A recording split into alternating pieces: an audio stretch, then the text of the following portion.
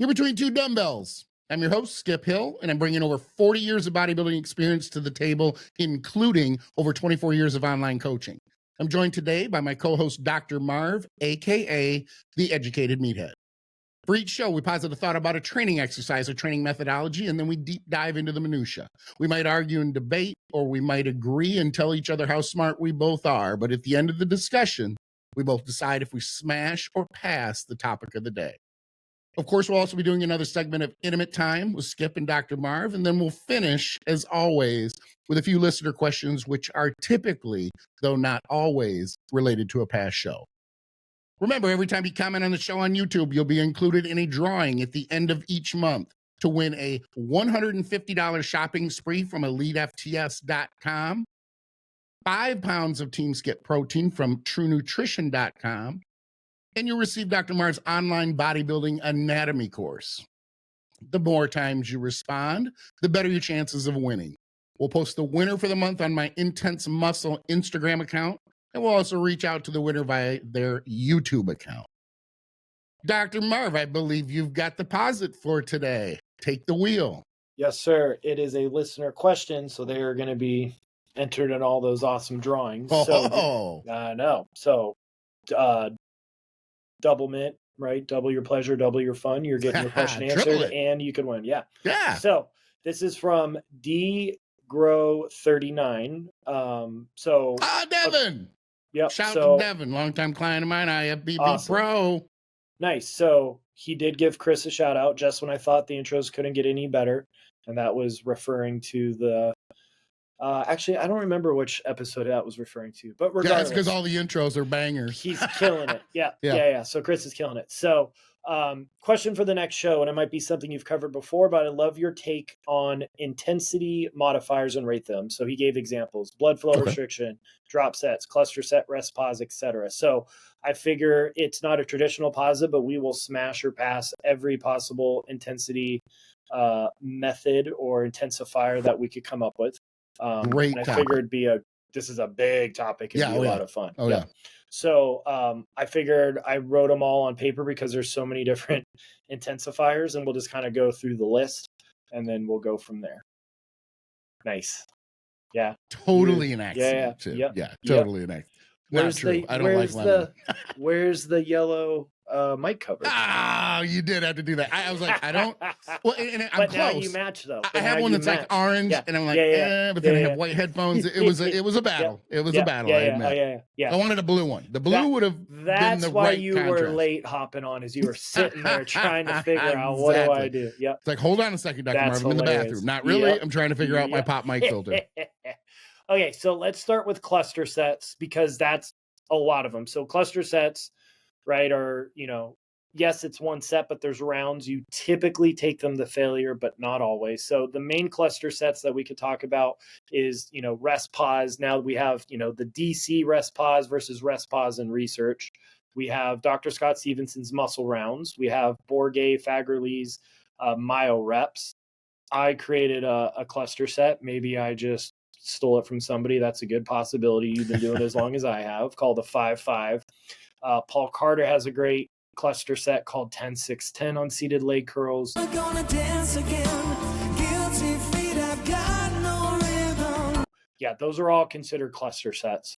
And then we could kind of break down each of them. Do you have any named cluster sets? No. There's mini rounds rest? Okay. No, everybody you mentioned, you guys are very, very black and white. Yep. And I'm a black and white guy. Mm-hmm. But when it comes to things like that, I adjust on the fly, and I'm in the moment when it comes to extending sets or that. So it's not anything I plan ahead of time. I'll get into that, more as we dive in. But yeah, I don't plan a lot of, today I'm going to do this or that. No, as far as intensifiers, I'm not like that. I know a thing or two about training, but I built a reputation in the bodybuilding industry for removing skin. If you have too much skin, call me. Remember, skin is overrated. Okay, so let me do this. So let me pull up my instructions on how to do a DC rest pause. I'll just read it verbatim so I don't get it wrong, because I've made sure Dante said it's correct, and then we'll break that down. So rest pause is you'd go to failure, right? In the research, they called rest pause as long as you go to failure with a short rest interval. So for DC, it was originally written that you do one rest pause for like chest, and that's your only chest thing for the day. One rest pause for shoulders, one rest pause for triceps, blah, blah, blah. So it's 3 rounds, and then there would be isometrics, and then heated loaded stretching a part of that. But that's, I guess I could have included loaded stretching as intensifier, but I didn't. Right. So essentially you have 3 rounds and you're going to go to failure 3 times. So the original DC was 12 to 16 total reps through all 3 rounds, right? I typically program them 14 to 20, so I'm not doing 1 or 2 reps only on that 3rd round. So you go to failure and then you rest. Dante would say 20 breaths. I am beyond OCD like we know about in the gym. So I set a timer to have a 40-second rest. I have seen everybody go 20 seconds, 30 seconds, 40 seconds. I mean, hell, even 60 seconds. But I believe Dante originally said 15 deep breaths. But I want to be very specific because that's how my brain works. Right. And then you would go again. Typically, you're hitting half as many reps. So say the first round you hit 12. The second round you fight to hit 6. You would rest again. 3rd round you fight to hit 3. That would be 19 total reps. So that is that rep range I was talking about. Mm-hmm. Then he would have you rest and then do a 20-second isometric, and then that is done. So 3 failure points. Dr. Scott Stevenson created muscle rounds, which he gives Leo Costa credit for. And that's one reason why I always give people credit, because that was the example he set. That is one failure point. So, rest pause is typically failure every time. Muscle round is 1 failure point. So you take what is your 15 rep max, and then you're going to do 6 rounds of 4 reps. Okay. Pulling up this so I can read this verbatim so I don't mess it out, because I want to be very specific. So, and those aren't to failure then? No, only 1 failure point. So you're going to pick your 15 rep max for the load, right? And then obviously you want to be doing the right machines because rest periods are short. So you're not going to be doing like barbell back squats. You're going to be doing easy to get in and out of machines, or like dumbbells for arms, Right. You're not doing a barbell. So you have 6 rounds of 4 reps, ideally hitting absolute failure around 4 or 5, right? So, 4 reps every time. You hit failure on the 3rd rep of round 5, you would reduce the load some, do your normal breathing pattern, and then finish that. So only a single failure point. Okay. All right. Yeah. So you want a 1-to-1 work ratio. So Dr. Scott talked about 5 deep breaths. I am doing 15 seconds for myself because I'm doing slow negatives, right? So 4 reps, 5 deep breaths, or 10 to 15 seconds, because you want a 1-to-1 work ratio. So I literally timed my working ratio, and I did that for my rest, right? So 4 reps, put it down. First round should be easy. Second round should be easy. 3rd round should be like, okay, it's getting a little hard. Then the 4th round, you should start to be pushing. The 5th round you go, ideally you're hitting failure once around that 5th round. So say I only hit 3 reps. Cool. I rack the weight. I strip it down 20, 25%. I do my 5 deep breaths, my 10 to 15, and then I just do 4 reps again. So it's only 1 failure point, right? So he was big on doing that. So it's reducing the inroads we talked about with, nervous system fatigue, blah, blah, blah. Performance chiropractic and sports medicine in the Houston Bay Area, telemedicine and nutrition coaching all over Texas. And if you're not in Texas, don't worry. You still do consults through the educatedmeathead.com, where you also find workout programs, seminar recordings, and online courses. Now, the first time you do a muscle round, say you undershot the weight because you don't know what you're doing. Say it's round 6, you did 4 reps. You just keep going. You do as many as you can until you hit failure to give you an idea of how much did I undershoot it. Yeah, so the first few times you might be hitting 8, 9, 10 reps round 6. The next time I got to raise the load a little bit. Okay. This is, and I understand there are different camps. Don't get me wrong. Yeah. And I also want to be very, very clear that Dr. Scott's training his methodology is great. It is backed with science. It is backed with experience. A lot of people use the methods with great success. That is way too complicated for Skip Hill. Not because my brain cannot process it and I can't understand it. It's because, quite frankly, I just don't want to. Yeah. That is not in my, and I'm sure there are people in my camp as well who just look at it and go, yeah, that's because I'm thinking, okay, I have to keep track of the amount. First, I got to figure out what my max is at 15 reps, which shouldn't be too difficult because failure at 15 reps is going to give that. And I'm a failure guy. Not because I fail at everything I do, but because of my, I want to clarify that before I get trolled. Exactly. But because I train to failure, that's just my modus operandi when it comes to training. That is, that's the black and white part that I am black and white about. But I just, that amount of time I would have to then track the amount of time that it takes for forward, then remember that and then do that off time and then change it. I don't want to focus on that. I just want to focus on the work and I just want to get to failure. So 2 camps, I guess. And maybe there are people that are in between as well. So there's going to be a lot of good information in here. And this is obviously only one method that we're talking about as well. Correct. Yeah, you really need to logbook while you're dialing in your weights for this. And both Dr. Scott and Dante are very logbook driven, right? But they are also, you don't beat the logbook with ugly ass reps, but that's again why their training methodologies are amazing, but they're not for beginners. Like you've got to have so much discipline and self-control to not do shitty reps just so you could say you beat your numbers. Right. Like that's, and it's easy to do. Yep. Then let's go to Myo-Reps from Borge Fagerly. Super smart dude. Yes, that is how you pronounce his name. I made sure. I do want to point this out too, because I think it's important. Remember, the listeners may not, if they don't know, my history. I trained him years ago. He worked with me. I didn't put the name together for a few years because when you see his name, with Borge? Yes, or he worked with me. That's awesome. For the record. Super smart dude. Yeah, and what it is when I hear the name, I don't see it. Okay. I saw the name, and I'm like, oh shit, this cat worked with me. And I'm talking years ago. Understand, I mean, I started online in the early 2000s, Troponin, Justin Harris and myself started in 2001. We're going to do an interview with Generation Iron because they're going to finish up the filming with Justin Harris at Masters Nationals. So Justin asked me, if I could sign off to be in the footage and do an interview with him because we've been around and we've known each other for so long. And we met about the same time in roughly 2001. Anyway, the point is I've been around for a long time doing online training. It's been about, 24 years, give or take. This would have been, Intense Muscle started in 2004.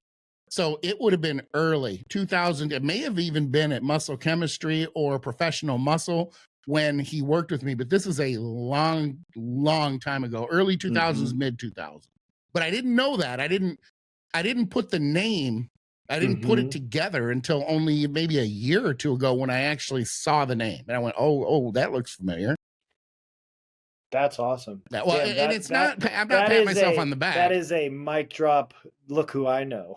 Yeah, well, and understand though, it's not a pat on my back. What it is it's an admission that I've been around for a long time. And a lot of these guys at some point were either friends of mine, they were members on Intense Muscle, or in this occasion, I worked with Jordan Peters in Corinne as well. Again, I'm not trying to name drop. I'm just trying to say I've been around for a long time and long enough to have worked with some of these guys have worked with me years ago. So that's awesome. Yeah, super smart dude. He's a great follow on social media. Great follow. I believe he came up with the effective reps. I think he did before Chris Beardsley. I'm not saying that's 100% fact, but I'm pretty sure that was his brainchild. Okay. Regardless, both of them are good follows if you like the whole science stuff. But both of them are also train fucking hard, please. So, Myo-Reps. So it's going to be It's brutal. It's really good if you're short on time, like we talked about in the previous episode. So let me just do, and this is how I do them. I've talked to him about how he does them as well. So this is the rep range I typically do. So you're going to do a movement. It's got to be just like the muscle round. Rest periods are very short, so it needs to be movements you could get in and out of. So machines or dumbbells, no barbells, no having to rack and unrack. So round one ideally is to failure, right? And you could do anywhere, and I'm always go a little bit higher in the rep range because it reduces the overall loading with my wear and tear, right? I just think the more you train, your rep ranges should go up a little bit. So the first round, you're going to do anywhere from 15 to 25 reps, ideally hitting failure. Then you're going to take 5 deep breaths. So there's that number again. Again, I use a timer, but to each their own. And then you're going to do 3 more rounds, anywhere from 1 to 5 reps, right? I try and aim for 3 to 5. The first little mini round is 1 rep in reserve. The second little mini round is 1 rep in reserve. Ideally, you're hitting failure on that final round. So it's 4 rounds total. So okay, how are you aiming for 3 to 5 when you have all these variables locked in, like a metronome and everything else? Are you saying then that you're shooting for that rep range when you choose the weight? Yes. Okay. Yep. Okay. Yep. So again, getting the load right is really, really important. So it's going to take you probably 2 to 3 workouts to really get down to where then, yes, I have, people are going to laugh, but I have the little like 1.25 pound clips I could put on a dumbbell. So it's only a 2.5 pound jump when you're on the far end of the dumbbell rack, right? Yes. A 10 pound jump is a huge jump when you're fighting. But yeah, so those are Myo-Reps. So it's 1 failure point. It's a good blend of, it's brutal as hell. If you've never done it, good God almighty, right? So those are Myo-Reps. And let me point out, Yep. I said before that I'm not very black and white, but there are some things I am. I do believe in those micro weights for dumbbells. And a good example is, at least in my gym, once I get heavier and I get over the 90s, they make 10 or over 100s, they make 10-pound jumps. So not only for things like side laterals do those smaller increments or those smaller dumbbell weights make a big difference, but for those exercises where 2.5 pounds is it might not be a big deal on a dumbbell press, but it can be a big deal on a side lateral as an example. So it may not be the difference in you getting the reps, but it may be a difference in the feel and the fluidity of those reps. So yeah, I pick and choose where I'm black and white, I guess is my point. Yeah. Yeah, I don't go to the extent that Jordan Peters does, where he's putting like extra weight collars as weight, right? But like, obviously, good God, the dude is awesome. Yeah. Okay. Either I still rip somebody off, or I came up with this on my own. So the listeners could let me know if I rip somebody off, which is possible. Oh, they'll let you know. Yep. So I call these 5-5 cluster sets. They need to be done on a machine, ideally one that is emphasizing the shortened position. So think like machine laterals, leg extensions. So essentially what you're going to do is there's 6 rounds. The first round, you're going to do a 5-second hold in the shortened position for 5 reps. Then you're going to do 5 deep breaths. Then you're going to do 5 reps that are continuous with no hold, 5 deep breaths. Then 4 reps, continuous, no hold, 5 deep breaths. Then 3, then 2, then 1. Okay, sorry. Go back over that again, because that's a lot to process. So I'm doing a machine lateral. It'll be on the screen, but I'll do the visual so you can see. So I'm doing a machine lateral. The first round I do 5 reps, and I'm doing a 5-second hold in the shortened position. Okay. And then I come down, and then 5, right? So 5 of those. Then I take 5 deep breaths. Then I do 5 continuous reps with no pausing in the bottom or the top, 5 deep breaths. So far, I'm with you. Okay. Then I do 4 reps the same way, and then 5 deep breaths. And then 3 reps, 5 deep breaths. Then 2, and then 1, and then you're done. Okay. Oh, man, this is a lot of thinking, bro. Yep. I did this on a deload week where I trained way too hard and came up with this. And I was going to say, deload? Yeah, that was supposed to be deload. And then Last, just because I love them, I will program these in my workouts that I have, up online, is 10-6-10 sets from Paul Carter.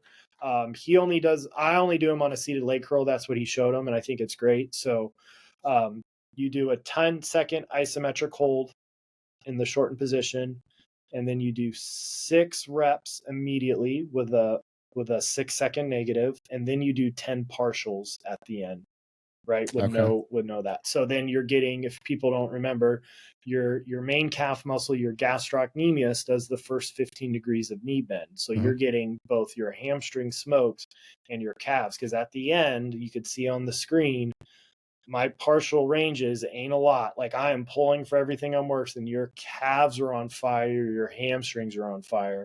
So if anybody has, nagging Achilles issues, you could do partials on a leg curl, right? The first 15 degrees, and stimulate the calf. So that's a way to work around to maintain some size if you're having Achilles issues. Fair enough. Yep. So those are just examples of various cluster sets, right? Those are the main ones that I'm familiar with. So those are cluster sets. I love cluster sets. I will do all what I did 1, 2, 3, 4. I will do all 5 of them. Rest pause is my personal favorite of them and what I typically gravitate towards. But all of them are great. Muscle rounds, yes, are complicated. They take a lot of time to figure out the load. And I love cluster sets. There's some research on them, but I want to hear your thoughts before I talk about that. Well, of course you do. You want to get my opinion before you give the research. Yeah, I see what that's it. No, yeah. I have no problem opining. Okay. Anybody who knows me knows that. Cluster sets, I'm not going to smash or pass yet. All I'm going to say is there's no way I'm doing that. Yeah. It's just too complicated. Again, I'm not knocking it, and I'm not saying that it's not back. Look, my philosophy or my ideology is just destroy the muscle. I prefer failure because I don't like to complicate it. I don't want to overthink it. I don't want my brain to be focused on a process outside of mechanics and failure, how hard I can hit that target muscle. I want those 2 things to be my main focus. I have tried them. I just find them to be, and that's another thing that I think is important. I won't speak for other people. Yes, I will. I will give my opinion on what I think other people do. I think other people have opinions on things even when they haven't done them. I don't do that. If I haven't done something, I'm not going to give, at least I don't think I do. Let's say that. There may be something that I think just has no merit at all because of my experience and the amount of time that I have spent training or dieting or whatever, where I could say, I'm just not even going to try that. But I got to tell you, I don't have any problem getting outside of the box and trying something. Just to, if nothing else, to check the box and say, yeah, I was right. Yeah. Or potentially, yeah, I was wrong. I don't like them. It's just a process that is to me to be far too complicated, and in keeping track of that level of minutia would be distracting me from it. It's twofold. It'd be distracting me potentially from, I mean, I'd be almost anxious going, oh my God, was that right? Was it 13 seconds? Was it 12? I don't think that was right. I just don't want that level of anxiety. The other thing is I think in my situation, it would take away from the enjoyment of the process. It's pulling me into an area that is just borderline stressful, where I just don't want to deal with that. So I want to focus on what I enjoy. What I enjoy is the pump and the training and the goal in front of me. And I want to keep it as simplified as possible and just stay focused on that. Now, I'm not against, intensity, type techniques. But the cluster sets for me, they're just too complicated, and I'm not going down that path. That's very valid, because if you don't enjoy your workout, you're not going to do it. Right, exactly. Yeah, and I like that. So one thing, and then we'll talk about research. the key with cluster sets that both Borge and Dr. Scott talk about, and I would assume Dante is the same. Reps are continuous. So once you start the round, you're not pausing, right, to take a breath and then go again. Reps are continuous. So Dr. Scott talks about how you're sprinting full speed off the towards the edge of the cliff. You can't slow down. You still got to sprint off and hit failure. So having reps be continuous, no pausing in between them to regather as a little set extender, I think is massive for cluster sets. And I know for sure those two gentlemen preach that. So, and yet there are things where you do stop. So when you say that, my brain goes to, well, wait a minute, you can stop here, but you can't stop there. It has to be, basically what you're saying is it has that structure. Fluidity. Yes, it has that structure where at this time when you are doing continuous reps, at this time you're holding for 5 seconds, either in the lengthened or shortened position. Basically, it has to remain black and white. But within those continuous reps, or when you are supposed to be doing continuous reps, you can't stop. It's a continuous rep situation at that time. Yeah, always remember I posted a muscle round doing a single leg press where I just, you just alternate legs instead of resting. And like it was the 5th round, I pushed up and I took a breath for like half a breath. And then I went and Dr. Scott's like, oh, nope, you paused. That they've got to be continuous. And I was like, oh shit, yeah, he was true. Yeah, he was true. So I have trained myself to do continuous reps no matter what, even if I'm not doing cluster sets, which is way harder. I think it's an easy way to improve training is quit taking pauses. Because what if, one day you take 2 breaths? What if the next training session you take 4 breaths? That's going to change your total rep count if you're training to failure. Again, that's majoring in the minors for 99% of people. I like the thinking man stuff, so that's why I'm drawn to it, while other people are like, dude, shut the hell up. This is terrible. So real quickly, research has compared rest pause to traditional sets. Now, not Dante's style. So they're just doing typically, go to failure and then rest anywhere from, I think it was 10 to 20 seconds, go to failure. So in this one of the particular studies, it was they hit failure with 80% of the 1 rep max, and they had 20-second rest intervals, and they took as many rounds as it took to do 18 reps after the failure point. And that's still a rest. So I was like, that's brutal. I'm going to try that my next workout because that sounds so terrible. So guess what? And there's major limitations with research like we've talked about. This was only a 6 to 8 week study, so don't get too excited. There's other studies that had 10 to 12 weeks, but rest pause and traditional straight sets produce comparable muscle hypertrophy when total training volume is controlled, with rest pause offering potential time efficiency and in some cases maybe slightly better hypertrophy in specific muscle groups, i.e. the thigh, with strength gains being similar or slightly better with rest pause depending on the study and the outcome measured. Basically, it is saying what we did in the Dorian Rates deep research dive, where I looked at research for well over 24 hours, so long as volume is equated for, similar outcomes.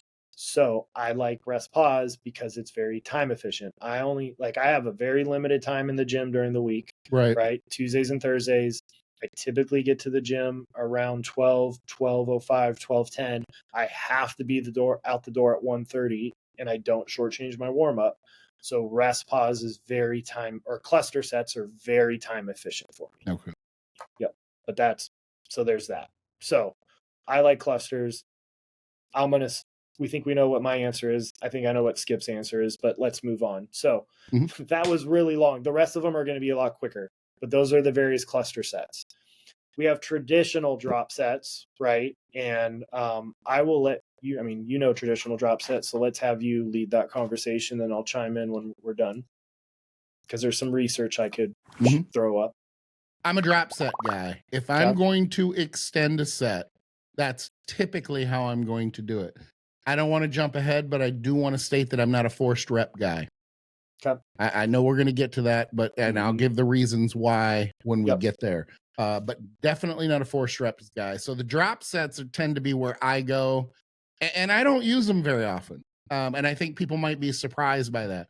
I just find failure. My adjustment to intensity is typically based on volume and whether I'm going to potentially do a drop set on occasion. It's just my way. It's just the way that is, I guess, the most simple for me, and it's been the most productive. One of the reasons is because I don't respond terribly well to high intensity techniques. I very quickly will become overtrained. Here's another thing that I do as well. When I start them, or if I use them, and it'll become more frequent. So if I use them once, then I start to go down that path, and then all of a sudden, 2 or 3 weeks in, I'm using them and I have to force myself to pull back. Why? Because the pumps are better, because I can reduce the volume, because that feel is so good. Again, coming back to fluidity and the feel of the reps and the movement during a drop set, that fluidity, that rhythm, that feel, I've referred to it as the green room. Those reps that just feel so perfect and you're right there catching that perfect wave. It's very easy to do to extend a set. It's very safe to do. You're not really increasing any type of vulnerability or potential for risk by dropping the weight, which I'll get to with forced reps and why I don't like them shortly. It's just safer. It's more efficient, and it just works really well. So a drop set for me, say something, and some people won't do this. They don't like to do it as much with compound movements, but I prefer it that way. And if I'm going to use an intensity technique, it's typically early in the workout. It's not going to be with an opener, but it's probably going to be with my first, I call them growth sets or grow sets, where it's my first compound movement after the opener. So it could be, as an example, a dumbbell press. And the reason I'm going to use them early is because I have so much contractile force at that time. So some people will use them later, and there's nothing wrong. It's not really right or wrong. It's just what you prefer. But the reason I prefer them earlier is the contractile force issue. I still have the contractile force. I'm going to feel those reps versus later in the movement or later in that muscle group, maybe 3 exercises in, I'm going to be getting the reps and they're going to feel good, but there's not going to be as much contractile force. I'm not going to, I don't know if people listening have noticed this or they haven't. The more seasoned you are and the longer you've trained, you will probably notice these things more. Later in the workout for that muscle group, you'll still feel the muscle contracting, but a lot of times it's not that burn. It's not that feeling of, man, my pecs just feel like they're just going to like rip off my sternum. But that feeling is there for the first 2 or 3 working sets during that muscle group. That's that contractile force. Those are the sets that arguably are the most productive. And you lose that production value, that productivity, the deeper you go into that muscle group, in my opinion. So I want to use them early. So if I arbitrarily hit, 130s on a dumbbell press and I get, 9, 10, 11 reps, but they just felt really good. And I feel like I failed, not because the muscle necessarily due to the level of fatigue, but the weight just stopped moving. Like I feel like there's more in the tank. Then I'll drop them. I'm not going to count. I'm not going to count breaths. I'm not going to look at my watch. I'm not going to do anything. I'm going to use roughly, if I had to guess, 20, 30 seconds. Remember, you're dropping heavy dumbbells, and then you're still picking up relatively heavy dumbbells and getting them into position, and then lying back and getting the dumbbells into position and starting a set. It's a laborious task that you're extending your energy requirements there. It's not like you're on a machine. You could definitely save a bit of effort and workload by using an exercise that's more simple to get in and out of, which is not a bad idea. But my point is that I'll still do them for dumbbell presses too. I might drop from 130s to, it's going to be a significant drop. It's going to be at least the hundreds, probably around the 90s, maybe even an 85. Because at that point, I don't care as much about the weight. I still want it to feel heavy. but I also don't want the form to have to suffer. And I don't want to go back in for 2 or 3 reps. I want to go back in for 5, 6, 7, maybe 8. I want more reps once I drop that weight.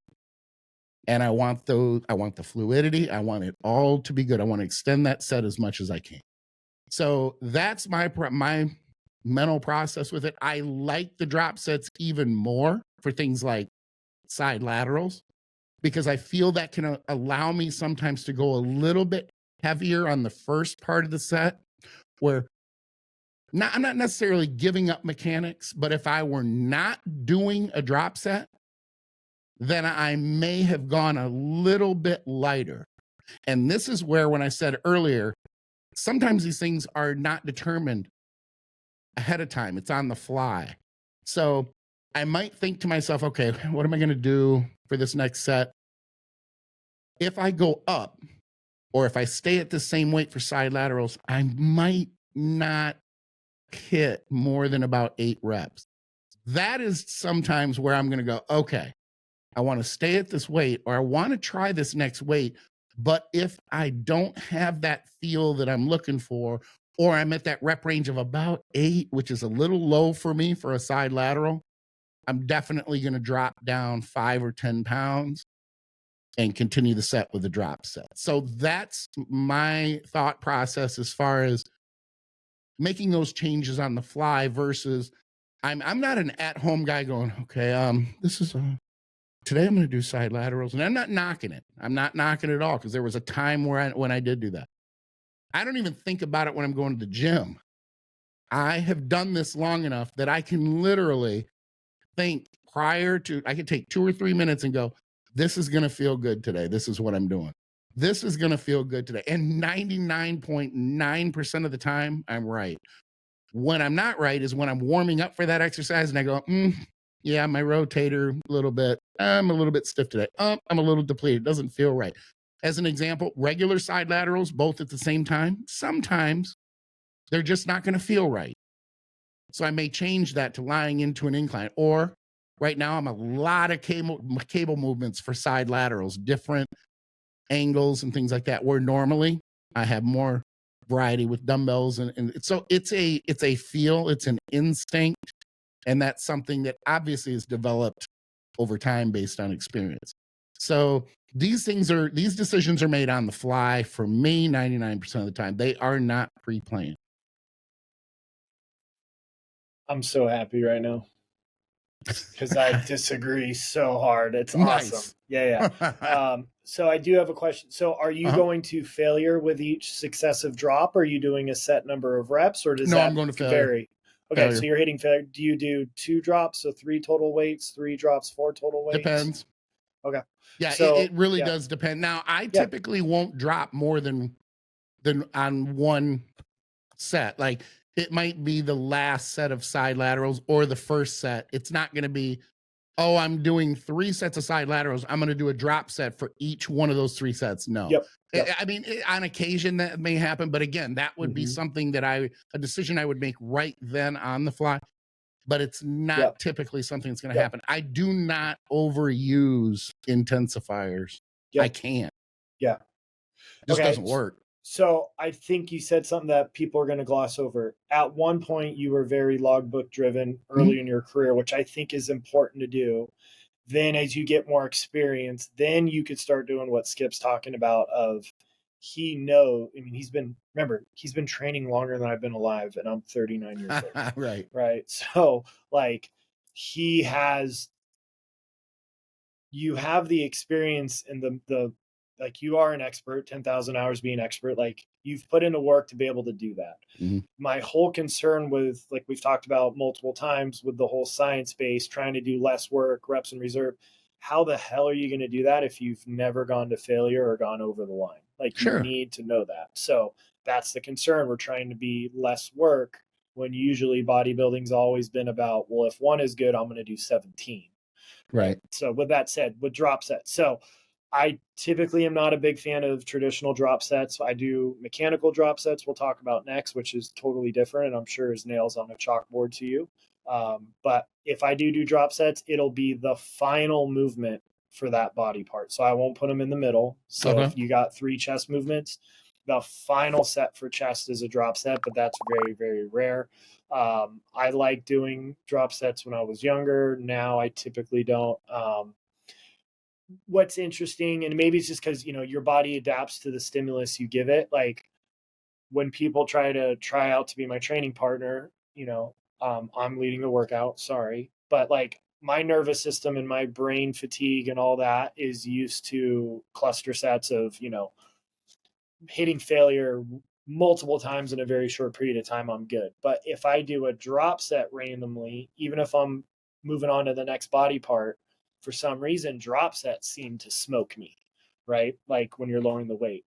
Why? I have no idea. I mean, you would argue, okay, maybe if I want to be smart and sciencey, there's a little bit more peripheral fatigue, but there's going to be peripheral fatigue with cluster sets / peripheral fatigue washes off quickly. Like, so it's just one of those things where that's what I've noticed about myself, right?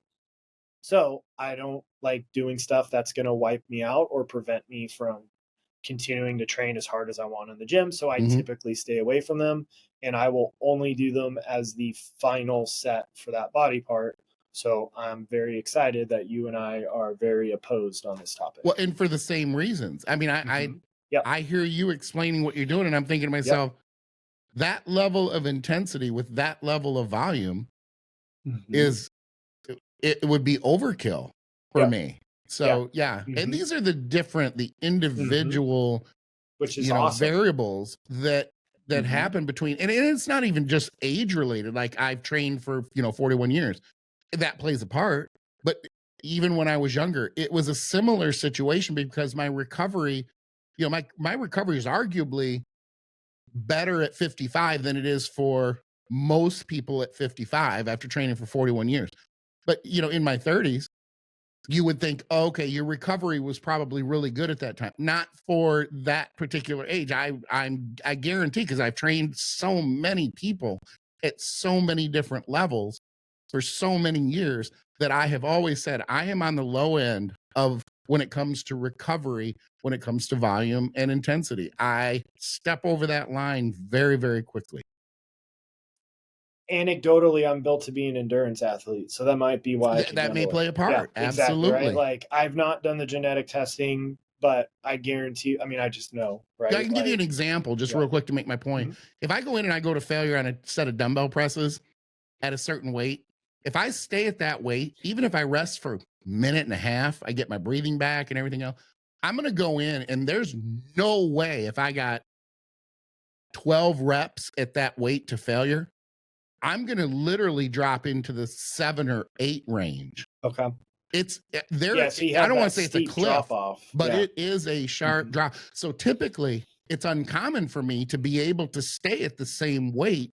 I typically have to drop even when I'm doing straight sets, where other people may be able to take that minute and a half or 2 minutes, come back and get close to 12 reps again. That's not going to happen for me. And then if you put dieting in there, not, 4 weeks out from a show, but a deficit, shit, that cliff becomes even sharper. Yep. Are you somebody where one rep's great and the next rep, oh shit, there's failure, there's no like grinder reps? Or do you that is in a dieting mode? And Gotcha. there's a rabbit hole there, but I will tell you this. I have found over the years that sometimes you think, and I have thought, oh, I'll reduce the reps because I only got 8. And I let me be careful here. Reduce the weight so that I can get more reps. And if I got 8 on the first one, I could reduce and do 3 more sets, reducing the weight for each one. And I'm still going to fail at 8 reps. Sometimes it's like, okay, if I stay at that same weight, I can still get the 8 reps. It's a bizarre thing. It's almost like my body has said, you're going to fail at 8 reps no matter what. And that is for me, that's part of the deficit and part of it's typically a dieting issue, not an off-season issue. Okay. Yeah. Yeah, that's a common theme for most people. But I will, not saying you, because we know you know what you're doing, but we talked about, I think the last episode or when we did the female question, like just because you're dieting doesn't mean you're going to have a bunch of strength loss. Like, you fight to maintain as much strength as Right. possible, because how you go into, I'm dieting, I'm going to lose it. Especially when people are like you've been in a deficit for 2 weeks. Slow your roll. It's not Right. changing anything. Yeah, and there's a mental component there, big time. Exactly. Too. So be Yeah. careful of how you're talking to yourself. Okay, so research on drop sets. So drop sets and straight sets produce comparable hypertrophy when training total volume is controlled. Sounds familiar. With drop sets offering a more time-efficient approach, straight sets may provide slightly greater strength improvements, while other studies found no difference. So some studies suggest, and then I typed all this up, so I'm just reading it verbatim so it makes sense. Some studies suggest a possible modest advantage for drop sets in acute muscle swelling and metabolic stress, but these do not consistently translate to superior long-term hypertrophy, i.e. one found a little bit more growth in triceps, but it was not statistically significant, so we don't count it that. So again, and I'm not going to give it a lot of, honestly, I'm not going to give that a lot of credibility when it's in one muscle group and not another one. Correct. Yep. That's and just again, me. I think these were 10 to 12 week studies again. And remember, we showed what the average study participant looks like in the trap episode that's coming out tomorrow. So yeah, just food for thought. So once again, so long as volume's equated for, great. So what do you like, and what is your time frame? If you're short on time, is it a different stimulus than what you have done before? Exactly. Yep. So those are that. Now, reverse run the rack is like, obviously switching it, 5 reps with 5 pounds, 10 reps with 10 pounds, and you go up. I used to do a lot of that when I was younger. I don't do that anymore. I don't do that either. Yep.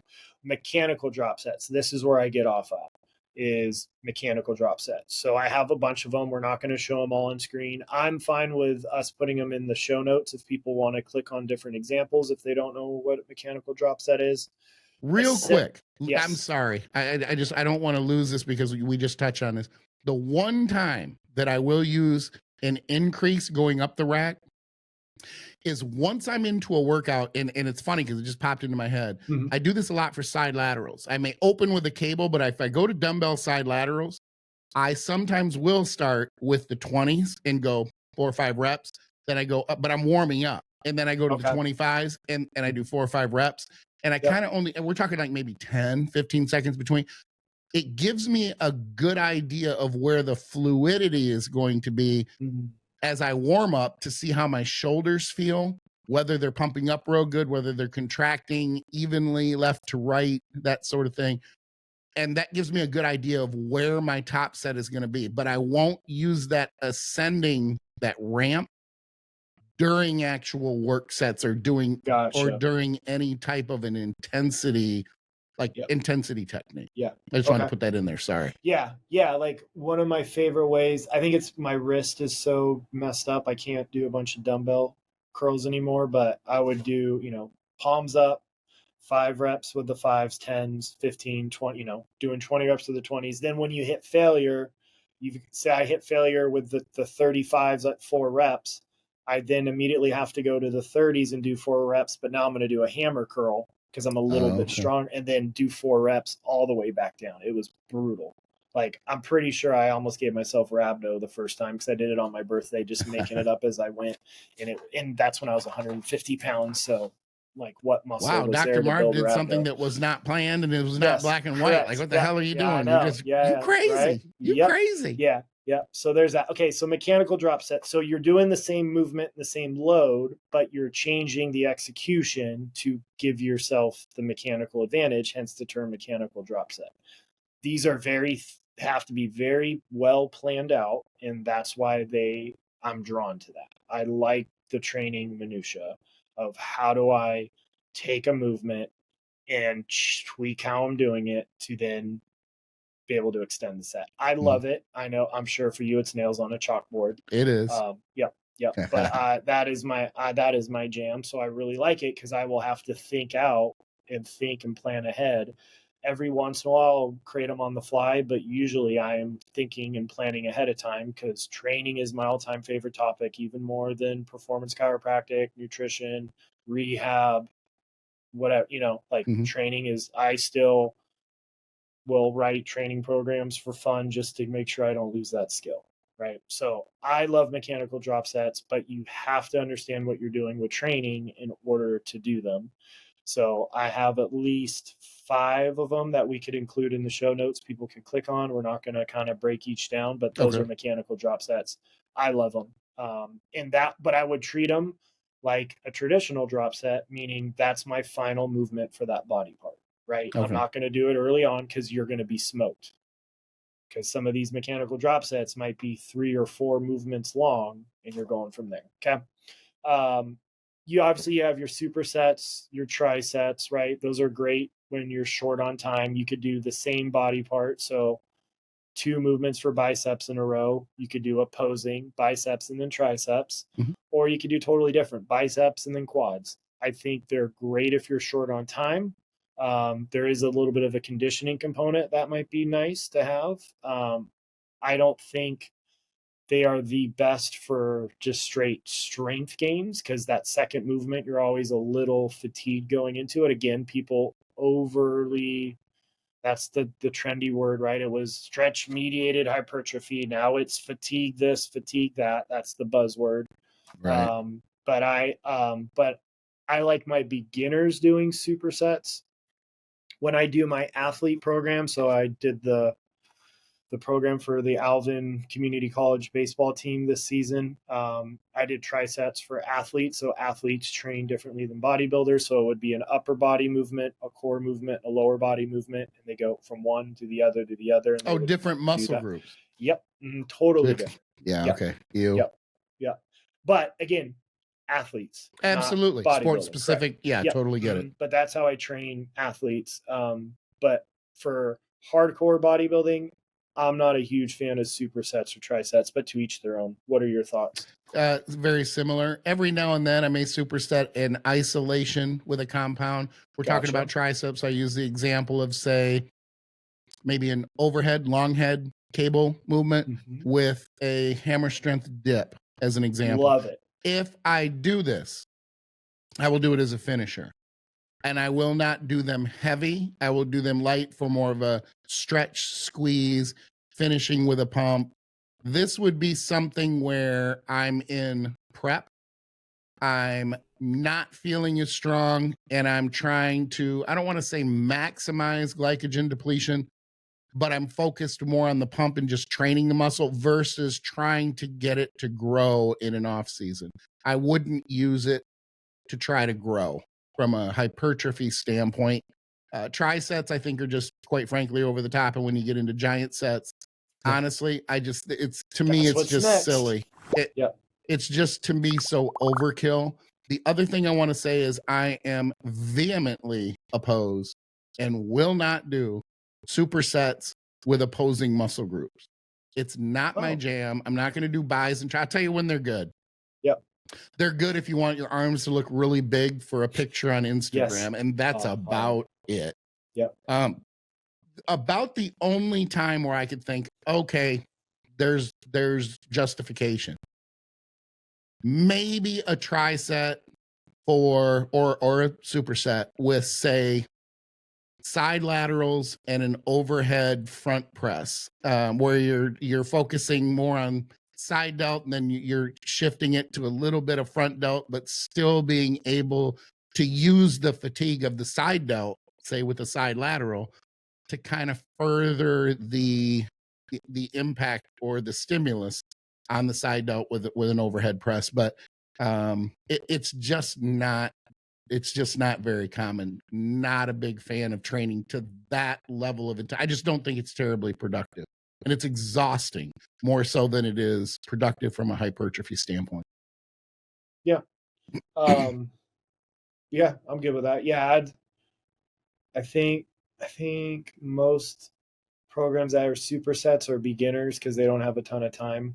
Right. And the time equation, or the time situation, is important, because then, of course, doing opposing back and chest, or hamstrings and quads, or something like that, that's completely different. Awesome. It's but in an ideal situation where you're just having your regular workout, time is not an issue, and you want to be as efficient as possible, to me, it's nails on a chalkboard. I'm like, not doing it. Okay. So giant sets. So Milos. Yeah. It's 4 more exercises for the same muscle group back to back with minimal rest. So, and this is Chat GPT info, everybody, but it sounded right. And I would say minimum of 4 because sometimes it's 6. Oh yeah, he'll do more. Yeah, correct. So 4 to 6 exercise succession, typically with isolation first, compound later, or more specifically, stretch position to mid-range to peak contraction, which technically is the exact opposite of how you fatigue. So you lose the ability to fully shorten a muscle first, right? So typically you actually want to reverse that, but to each their own.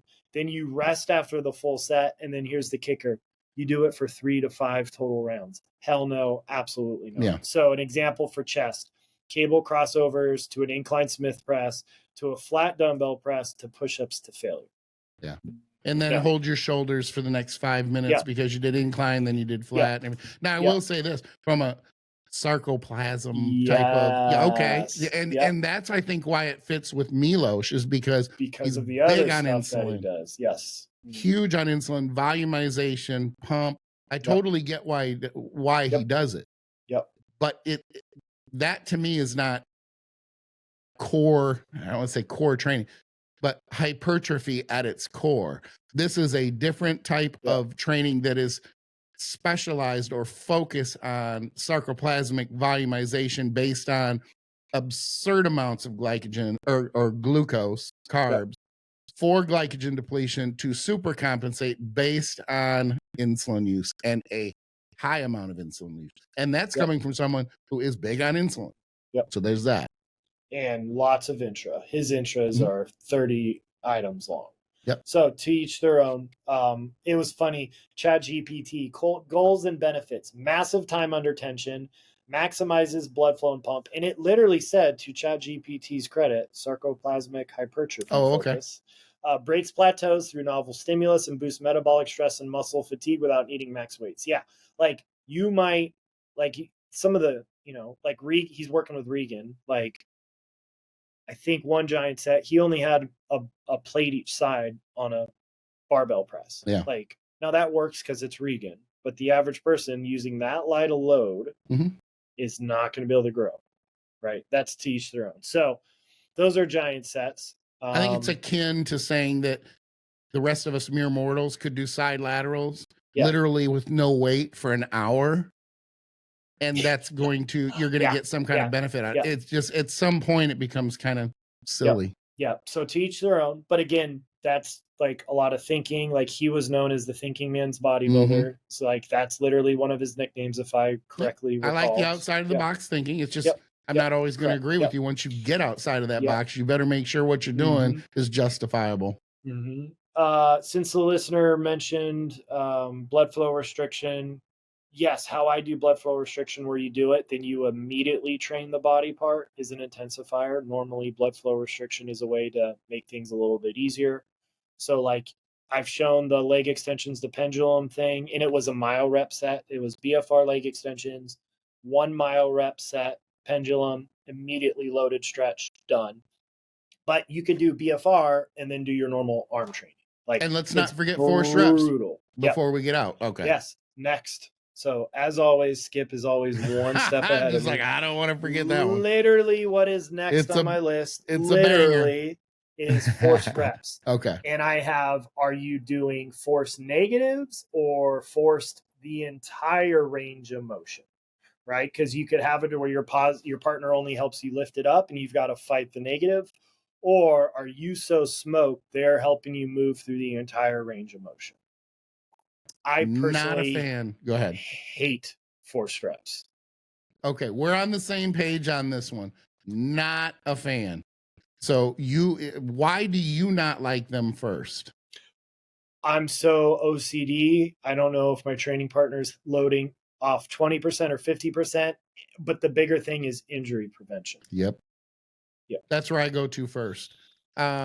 I don't care how much resistance they're giving me as long as the bar, though. I have one prerequisite if I am forced to do forced reps. You got to keep the bar moving. It's got to be fluid, but it's not, I don't want it moving too much because I don't want you doing the bulk of the work.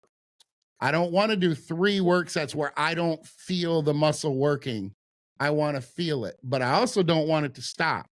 So if it starts, I'm basically giving an example with my hands of saying like a bench press or a dumbbell press. I don't want the weight to stop. I don't want to, and then we go from there. The other thing, and this might be the number one reason, is I need my reps to be even from left to right. So if you're going to give me a forced rep, you better do it even. And that was a big thing when my wife first started working out with me. And thankfully she came around very quickly, because even if I'm doing heavy dumbbell presses, you better not touch those dumbbells. It's from the elbows. And you better not pull on one more than the other. Now, if I'm bench pressing, pull from the bar. I'm fine with that. But you better pull at the same path that I'm pushing. Because if you're pulling high or you're pulling low or you're pulling left or right, we're going to have an issue real quick. Yeah. So when you get into forced reps, it's also technique. It's also trusting and knowing that person can give you the actual spot. There's too many details and too many things that can go wrong. And again, that comes back to injury. I see people spotting people with squats for force. It's just such a horrible idea. Now, you want a spotter if you get in trouble, but don't rely on that spotter if you get caught. It should be a done and dump type of situation. And especially if you don't know the person. Sure. Don't no ask question. a stranger ever. Mhm. Right? 100%. 100%. Yeah. Plus, I have found forced rep, boy, the easiest way for me to go start digging a hole for recovery is forced reps. And I don't know, you got to be around a long time to really know this, but forced reps were a big deal. If you weren't doing forced reps in the 80s, you weren't a bodybuilder. Were you even are you even a bro? Do you even lift? I mean, you just had to. And it was bad because I was starting out. So I'd get, these fat strength guys in the gym. And if you ask them to spot you, boy, you're doing 3 or 4 forced reps and they're not letting you out. Oh, come on, bro. You're going to come on. It's just, God, fuck this. Like, you got to be kidding me. Their groin is in your face as you're straining on a bench. Yeah. It's just the whole thing is ugly. So, next, probably going to be nails on a chalkboard, overcoming eccentric or negatives. I love them. And to complicate it further, I created this using a muscle round. So it was even more complicated. But essentially what you're doing is you are anywhere from 20 to 50% stronger on a negative. So we're going to talk about this next of isometrics. So you are strongest in the negative. You are second strongest with an isometric. You are weakest in the positive, aka the concentric. So essentially these are machines usually where you could, say you're on a chest press machine, you press with both hands and then only one hand you do the negative. And then you press with both hands and only one hand do the negative again because you're stronger on the negative, so you could overload that side.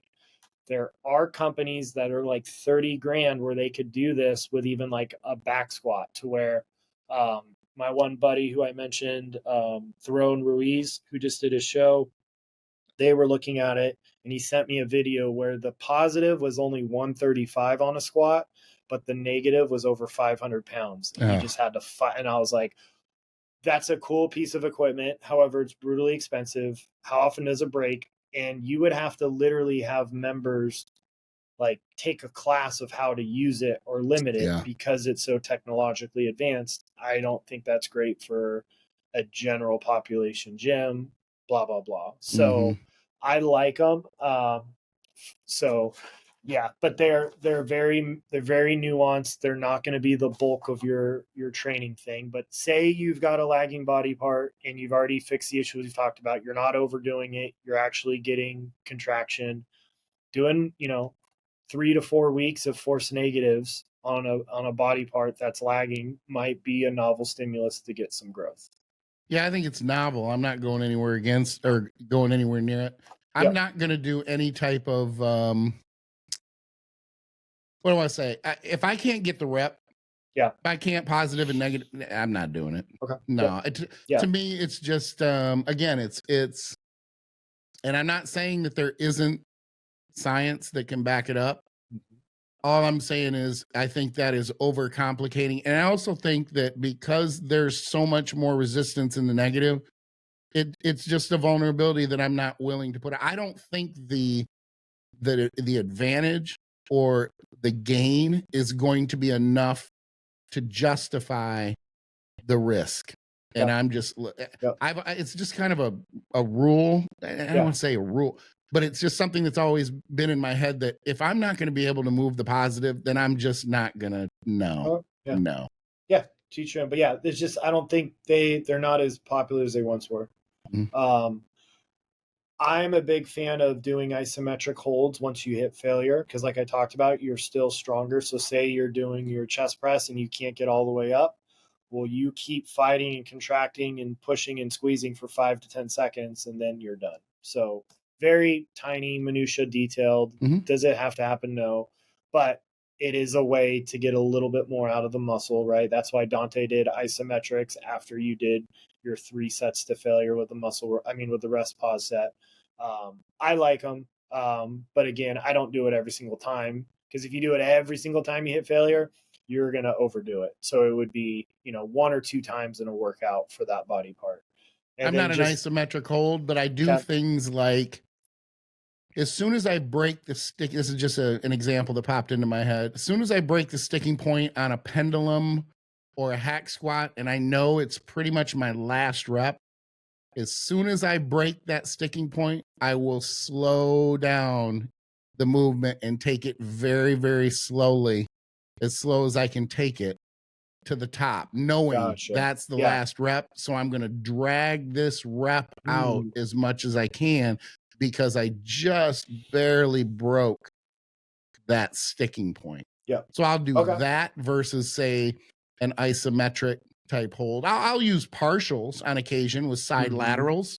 Because I think partials are underrated. That's an extension of a set. I think we talked about this during back as far as rowing when we were covering mid-back, and that is to continue a row movement with a mid-back shrug, where you're just essentially in the stretch position.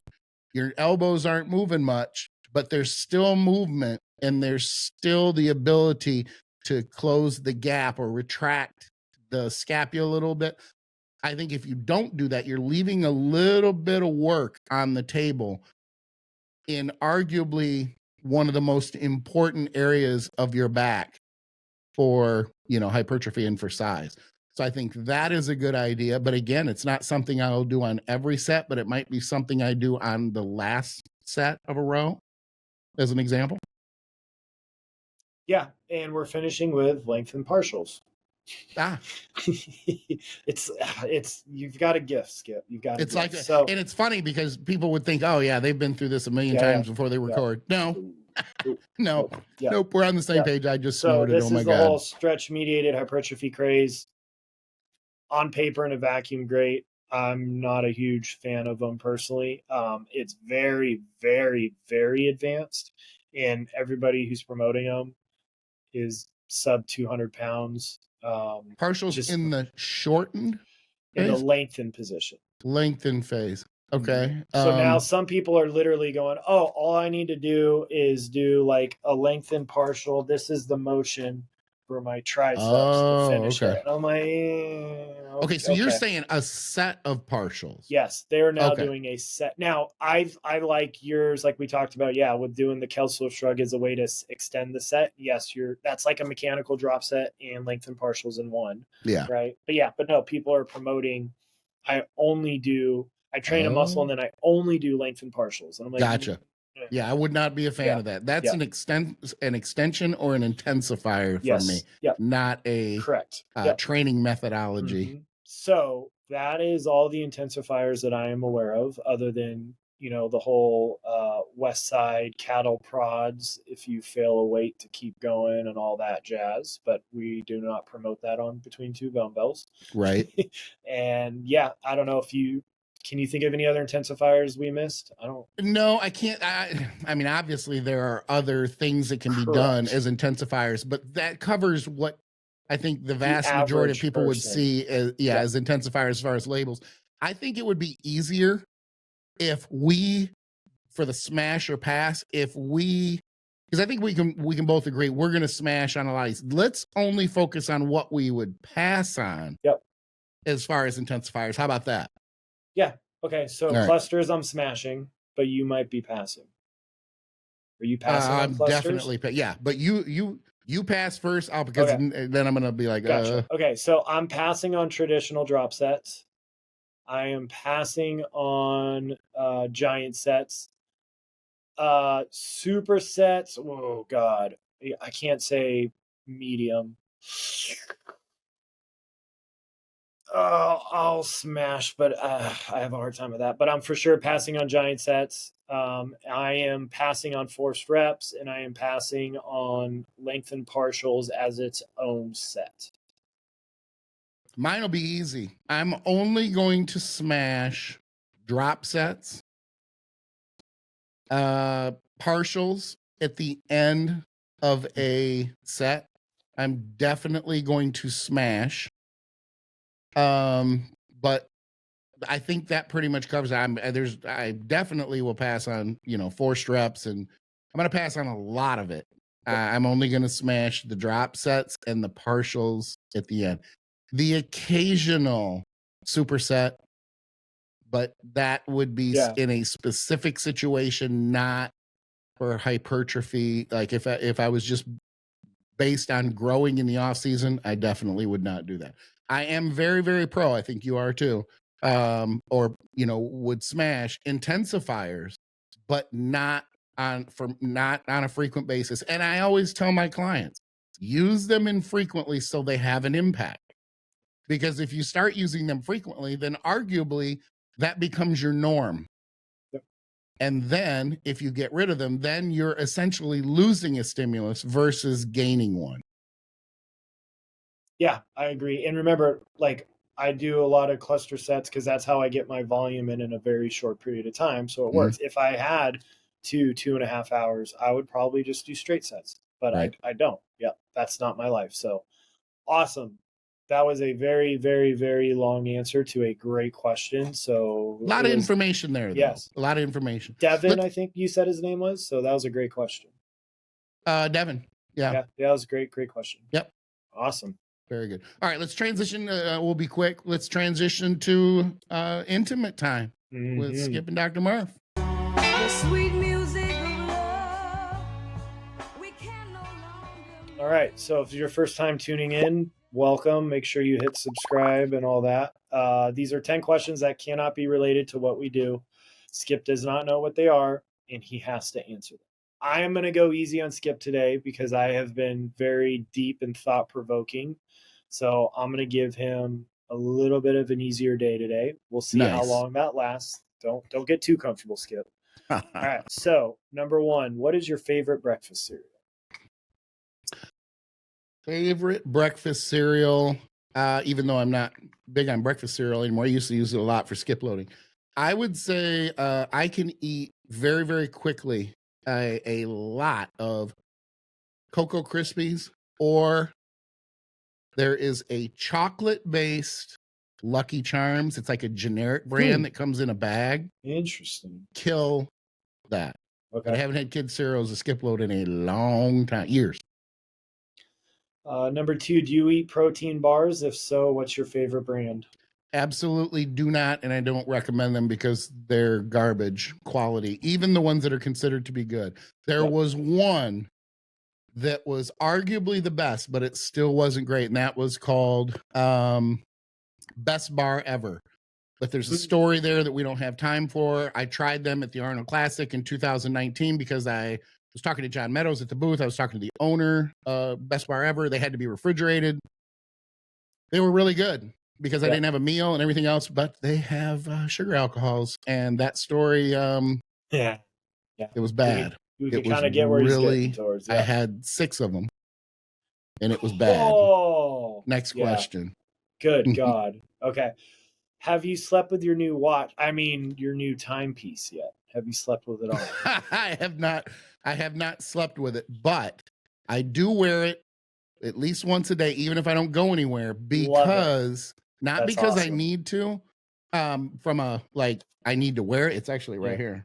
I wear it because when I wear it, I don't have to wind it. And because it's so new, Oh, yeah. I don't like to Mess with it. I don't like to mess with it any more than I have to, even Yeah, though it's obvious, it's a Breitling. It's a great time. I've had a lot of fun shopping for it. Yeah. It's a multi-month project. It's been on my brain for a long time.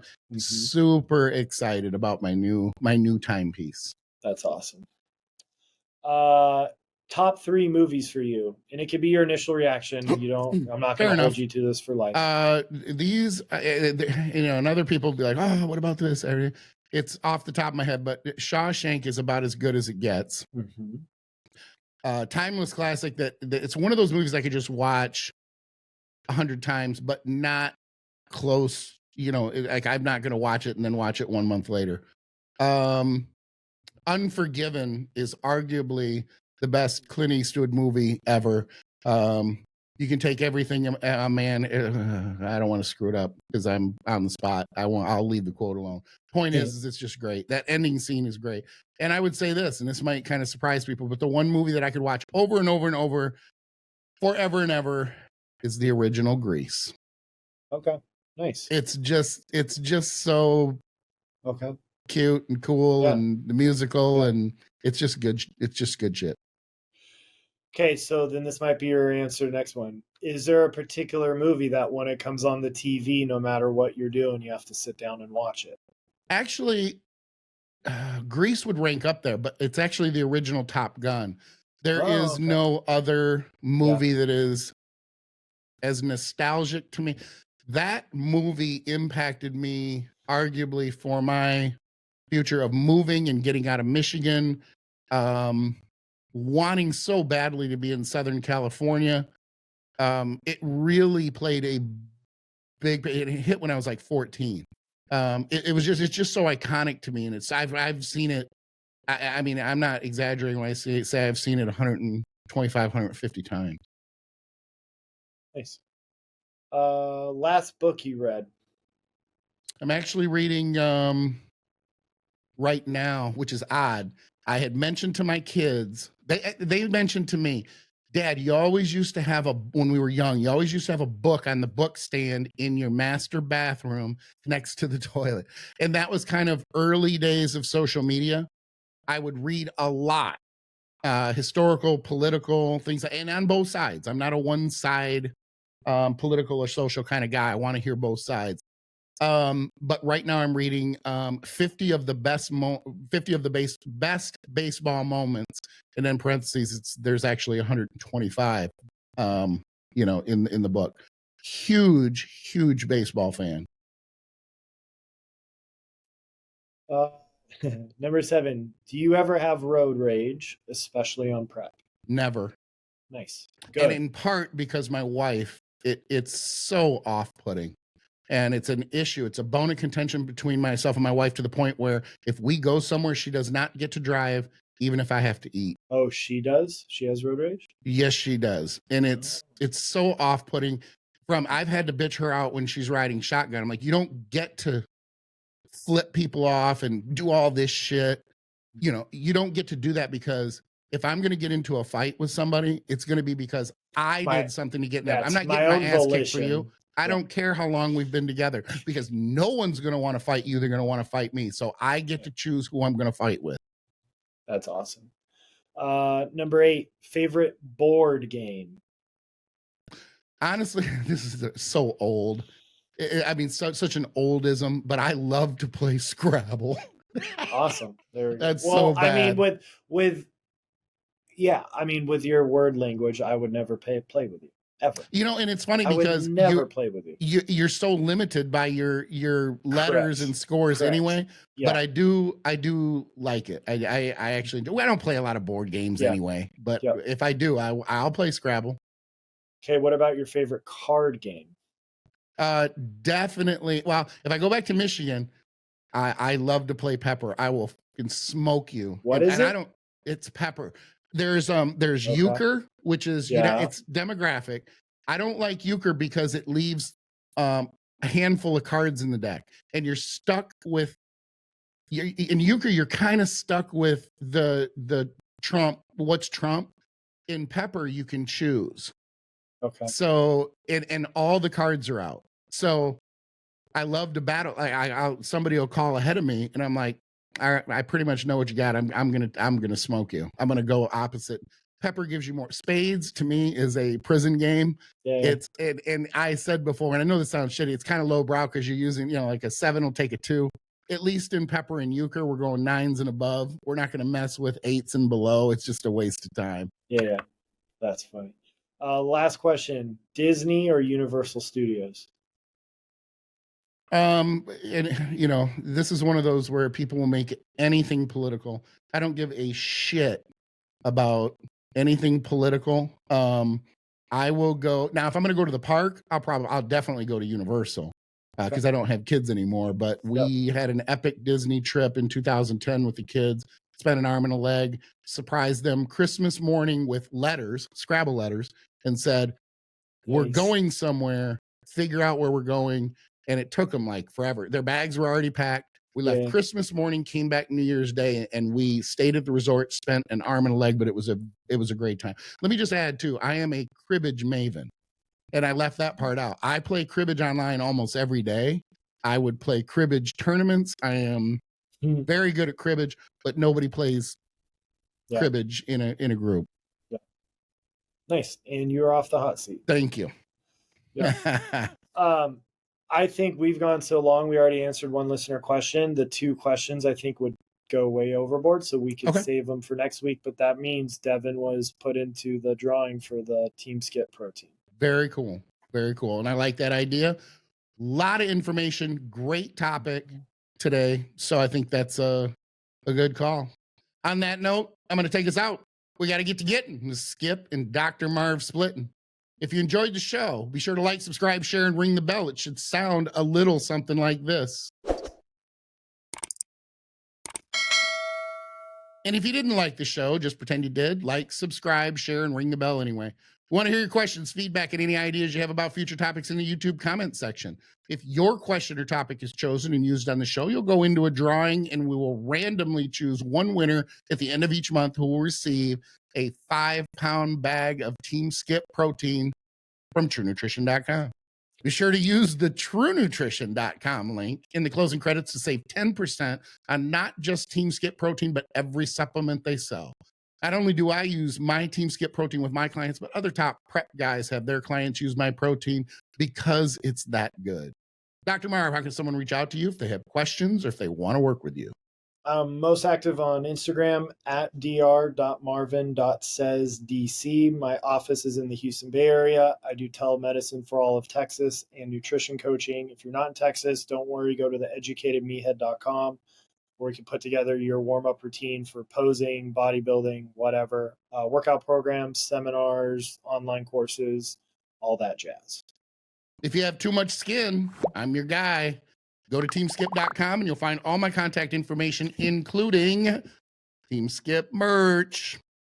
Of course, you can follow me on Instagram at Intense Muscle as well. Keep in mind, this is a team of 3, not 2. Chris is the enigma behind the scenes, and he's responsible for the visuals and graphics, the awesome intros, and he also plays a huge role in the creative process. This project absolutely would not work without him. So from all 3 of us, it's been a business doing pleasure with you. Join us again next week for another episode of Between Two Dumbbells. Loading TEAMSKIP. Loading TEAMSKIP.